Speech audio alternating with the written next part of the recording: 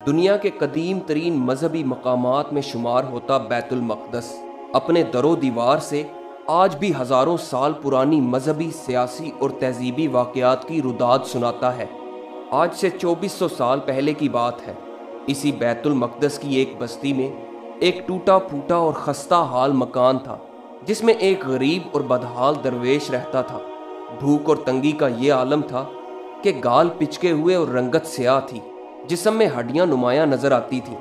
کپڑوں کا کوئی حصہ ایسا نہ تھا کہ جہاں پیوند نہ لگے ہوں، مگر پھر بھی صبر اور استقامت کا بڑا پکا تھا، اور خدا سے ہمیشہ یہی دعا مانگتا کہ اے سارے جہان کے مالک، اگر تو نے مجھے کمزور اور ناتواں پیدا کیا ہے تو مجھے بے محنت روزی عطا کر۔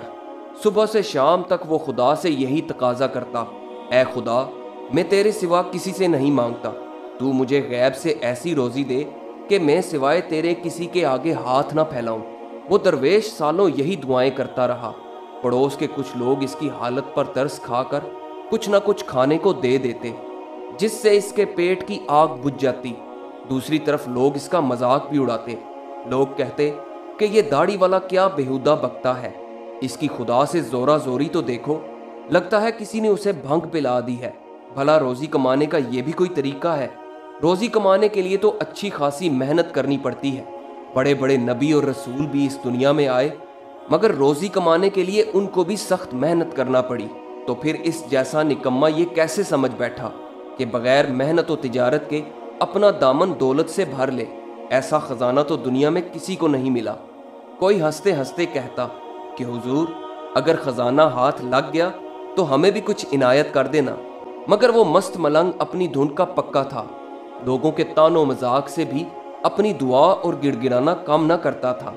ایک رات اس نے دعاؤں کا ایسا تار باندھا کہ ہوتے ہوتے صبح ہو گئی، مگر پھر بھی وہ اپنی دعائیں رٹے جا رہا تھا۔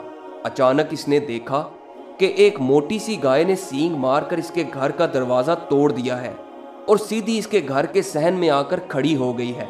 درویش نے جب گائے دیکھی تو سجدے میں گر گیا اور خدا کا شکر ادا کرنے لگا کہ اے خدا، آخر تو نے میری دعاؤں کو سن ہی لیا، مجھے رزق کے طور پر ایک موٹی اور گوشت سے لدی ہوئی گائے بھیج دی۔ وہ گائے کو دیکھے جا رہا تھا اور بار بار خدا کا شکر ادا کر رہا تھا۔ وہ دل میں سوچنے لگا کہ کیا ہی خوبصورت گائے ہے، اس کے چمڑے کی قالین بناؤں گا، اس کے سینگوں کا سرما بناؤں گا، اس کے آدھے گوشت کو میں غریبوں میں تقسیم کروں گا، کچھ ان لوگوں کو بھی دے دوں گا جو میرا ٹھٹھا اور مذاق اڑاتے تھے، باقی بچ جانے والا گوشت میں خشک کر لوں گا اور اسے اپنے پاس رکھ لوں گا۔ یہی سوچتے سوچتے اس نے چھری اٹھائی اور بلا تامل گائے کو ذبح کر دیا۔ پھر اسے ایک ریڑے پر لاد کر قصاب کے پاس لے گیا تاکہ قصاب اسے کاٹ کر اس کی بوٹیاں بنا دے۔ قصاب اپنے اوزار ابھی تیار کر ہی رہا تھا کہ ایک آدمی اپنا سر پیٹتا اور چیختا چلاتا وہاں آ نکلا اور اس درویش کو گریبان سے پکڑ کر کہنے لگا، اے ظالم، تو نے میری گائے کو کیوں مار ڈالا؟ ارے کتنے نازوں سے پلی تھی وہ، میں اپنے آرام سے زیادہ اس کے آرام کا خیال کرتا تھا، اسے اچھا چارہ کھلاتا تھا، میں نے سال ہا سال اس کی خدمت کی، اور تو نے میرے اتنے سالوں کی محنت کو پل بھر میں مٹی بنا دیا۔ بتا، تجھے کس نے یہ اختیار دیا تھا کہ میری گائے کو ذبح کر؟ غرض وہ آدمی برابر شور مچا رہا تھا، اور اس کے غل غپاڑے کی وجہ سے مخلوق خدا کا جم غفیر اکٹھا ہو گیا۔ درویش کہنے لگا، بھائی تمہیں غلط فہمی ہوئی ہے، یہ گائے تمہاری نہیں ہے، یہ گائے تو مجھے خدا نے بھیجی ہے۔ میرے اتنے سالوں کی محنت رنگ لائی اور کل کائنات کے مالک نے میری دعا سن لی اور یہ گائے مجھے بھیج دی۔ پھر وہ کہنے لگا، اے لوگو، تم سب میری رات دن کی گریہ ازاری کے گواہ ہو۔ کیا میں خدا سے رات دن یہ دعا نہیں مانگتا تھا کہ اے خدا، مجھے بے محنت غیب سے حلال روزی عطا کر؟ آج تو میرے برسوں کی محنت کا پھل ملا ہے، اور یہ بے وقوف کہتا ہے کہ یہ گائے اس کی ہے۔ گائے کا مالک کہنے لگا، ابے کیا اول پھول بک رہا ہے؟ یا تو تم خود پاگل ہو گئے ہو یا ہمیں بے وقوف بنا رہے ہو۔ درویش کہنے لگا، میرے پاس تمہاری بکواس کا بس ایک ہی جواب ہے، اور وہ یہ ہے کہ یہ گائے میرا رزق تھی جو میرے خدا نے برسوں کی دعاؤں کے بعد مجھے بھیجی، اس لیے میں نے اسے ذبح کر دیا۔ گائے کا مالک غصے میں سیخ پا ہو کر بولا، ابے کیا دعا کی رٹ لگا رہے ہو؟ چل بھولے بدماش، तेरा फैसला अब काजी की अदालत में होगा। साथ ही उसने 2-4 घूंसे भी उसे लगा दिए। गाय का मालिक दरवेश को गलियों में घसीट रहा था और चीखते हुए ये कह रहा था, ऐ लोगो, जरा यहाँ आओ और इस दाढ़ी वाले की बकवास तो सुनो। ये मेरा माल हड़प कर गया और कहता है कि दुआओं से मिला। अगर आलम का यही कानून होता तो सिर्फ दुआ करने वाले दौलते दुनिया के मालिक हो जाते, सारे अंधे फकीर दौलतमंद अमीर बन जाते, मगर फिर भी सिवाय भीख के उन्हें कुछ नहीं मिलता, जिससे बमुश्किल ही उनकी गुजर बसर होती है। लोगों ने भी गाय के मालिक से इत्तफाक किया और कहने लगे, ये आदमी ठीक कहता है, ये दुआ फरोश दरवेश तो बड़ा जालिम निकला। भला ऐसी दुआओं से कोई दौलतमंद कैसे हो सकता है? कोई शख्स किसी चीज का मालिक तो उसी सूरत में हो सकता है कि उसे खरीदे या भीख से हासिल करे या वसीयत में या फिर कोई खुशी से उसे दे दे। बस या तो तू उसे गाय वापस कर, अगर नहीं तो गाय की मालियत के बराबर उसे रकम अदा करो। अगर ये भी नहीं कर सकते तो फिर कैद खाने की सैर करने के लिए तैयार हो जाओ। दरवेश इस बिगड़ती सूरत हाल से बड़ा परेशान हुआ और आसमान की तरफ देखकर कहने लगा, ऐ खुदा, तूने ही तो मेरे दिल में दुआ डाली थी। मैंने वो दुआएं सच्चे दिल से तुझे तमाम जहानों का रब मानकर की थी। अब जब तूने मेरी दुआ कबूल की तो इस दगाबाज ने मुझे अंधा कहा। ऐ खुदा, तू जानता है कि इसका कयास इबलीसाना है। भला मैंने अंधेपन से कब दुआ की थी? मैंने सिवाय तेरे किसी से भीख नहीं मांगी। अंधा तो अपनी नादानी की बिना पर मखलूक से सवाल करता है, मगर मैंने तो तुझसे सवाल किया कि तू कादरे मुतलिक है। गाय का मालिक कहने लगा, अबे मेरी तरफ देख और सच सच बता, ये बार बार आसमान की तरफ क्या देखता है? धोखे से अपनी खुदा रसी जता रहा है। जब तेरा दिल ही मुर्दा हो गया है तो तू किस मुंह से आसमान की तरफ देखता है? अलगर्ज पूरे बैतुल मकदस में हलकम मच गई। गाय का मालिक बराबर दरवेश को घसीटे जा रहा था। दरवेश ने सर सजदे में रख दिया और कहने लगा, ऐ खुदा, अब तू ही मुझे इस मुसीबत से निजात दिला। इतने में वो लोग काजी साहब के पास पहुंच गए। काजी साहब इंतहाई नेक और इंसाफ पसंद इंसान थे।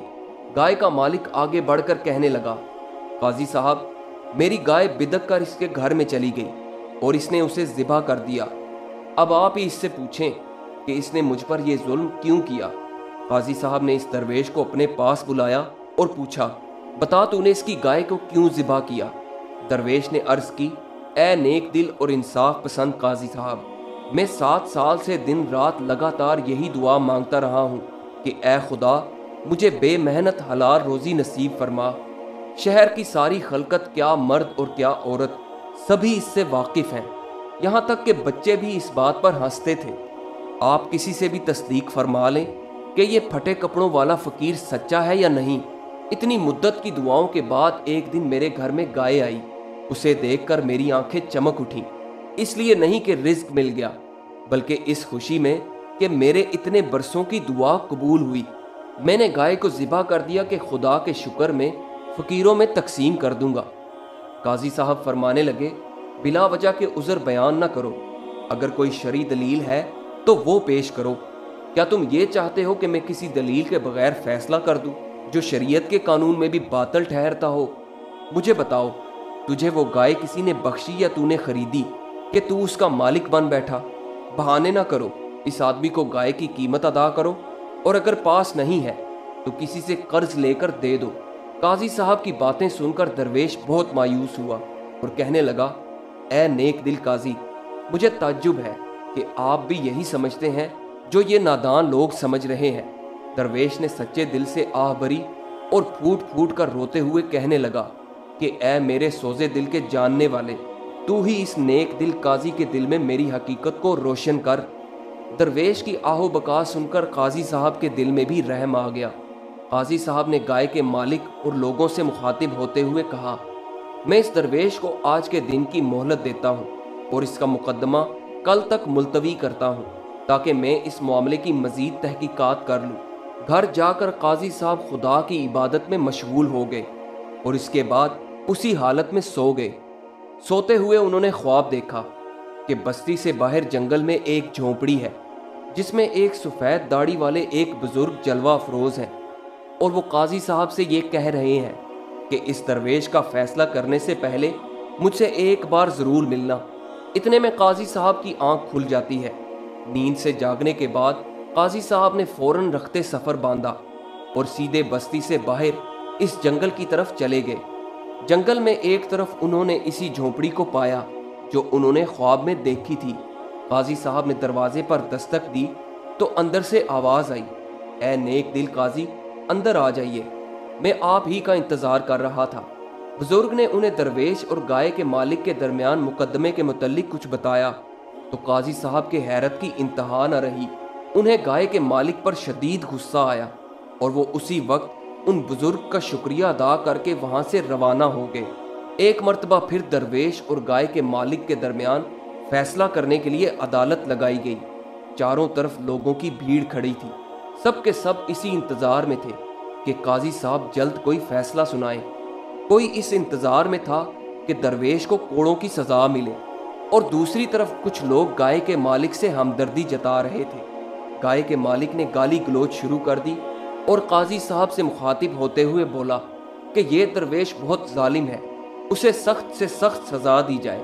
قاضی صاحب نے گائے والے شخص سے کہا، تم چپ رہو اور اپنی گائے اس درویش کو معاف کر دو اور ابھی اسی وقت اپنا دعویٰ واپس لے لو۔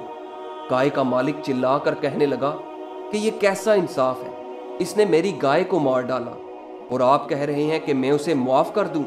ہرگز نہیں۔ قاضی صاحب نے کچھ سوچا اور بولے، اے گائے والے، جب خدا نے تیرے صریح گناہ کو پوشیدہ کیا ہے تو بھی اس کی ستاری کا حق ادا کر اور صبر کر لے۔ گائے کا مالک پھر چلایا کہ یہ سراسر ظلم ہے، میں اپنا دعویٰ واپس ہرگز نہیں لوں گا اور اس درویش کو سزا دیے بغیر آج یہاں سے نہیں جاؤں گا۔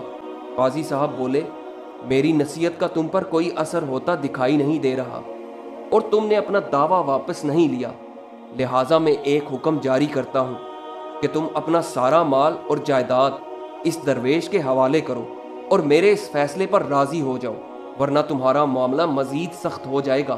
اگر تم اس پر بھی راضی نہ ہوئے تو مجھے مجبوراً تمہارے لیے ایک اور حکم جاری کرنا پڑے گا۔